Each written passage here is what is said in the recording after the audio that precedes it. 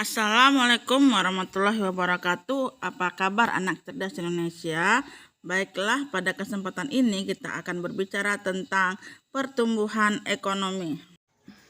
Materi kita kali ini adalah tentang pertumbuhan ekonomi. Coba perhatikan berita-berita yang ada di atas. Berita ini diambil dari artikel di Google Cover.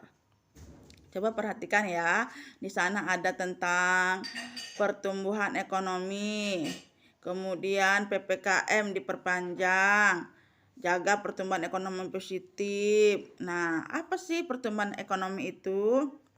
Pertumbuhan ekonomi adalah proses perubahan kondisi perekonomian suatu negara secara berkesinambungan menuju keadaan yang lebih baik selama periode tertentu. Perubahan ekonomi dapat diartikan juga sebagai proses kenaikan kapasitas produksi suatu perekonomian yang diwujudkan dalam bentuk kenaikan pendapatan nasional. Bermacam-macam nih ya teori pertumbuhan ekonomi. Ada teori klasik, teori neoklasik, dan historis. Teori klasik ini dicetuskan oleh Adam Smith dan David Ricardo. Apa sih teori Adam Smith itu? Teori Adam Smith beranggapan bahwa pertumbuhan ekonomi sebenarnya bertumpu pada adanya pertambahan penduduk. David Ricardo berpendapat bahwa faktor pertumbuhan penduduk yang semakin besar sampai menjadi 2 kali lipat pada suatu saat akan menyebabkan jumlah tenaga kerja melimpah. Nah, teori neoklasik ini teori Joseph Schumpeter. Pertumbuhan ekonomi suatu negara terjadi jika para pengusaha mengadakan inovasi dan mampu mengadakan kombinasi baru atas investasinya atau proses produksinya. Teori Robert M. Solow berpendapat bahwa pertumbuhan ekonomi merupakan rangkaian kegiatan yang bersumber pada manusia, akumulasi modal, pemakaian teknologi modern, dan hasil atau output. Kemudian teori historis. Ada 3, teori Friedrich, teori Bruno, dan teori Karl Blocher. Rata-rata menyimpulkan pertumbuhan ekonomi bisa dilihat dari teknik produksi atau perkembangan yang ada di dalam masyarakat.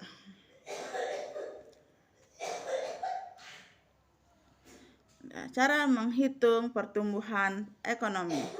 Pertumbuhan ekonomi dapat dijadikan sebagai patokan yang melihat kemajuan suatu negara dan bagaimana hasil dari pembangunan yang dilakukan secara periode tersebut.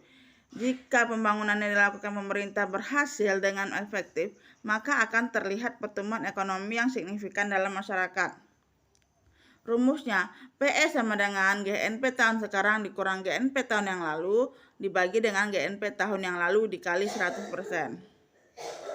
Nah, untuk menghitung tingkat pertumbuhan ekonomi, terlebih dahulu kita harus ketahui nilai GNP dan GDP selama periode tertentu. Guna memberikan gambaran yang lebih jelas tentang perhitungan pertumbuhan ekonomi, dapat ditunjukkan contoh kasus seperti berikut. Contoh kasusnya GDP negara X yaitu tahun 2018 sebesar 160 US dollar, 160 miliar. Dan nilai GDP tahun 2019 adalah 168 miliar US dollar. Dengan demikian, pertumbuhan ekonomi yang dicapai negara X adalah, ini pembahasannya ya.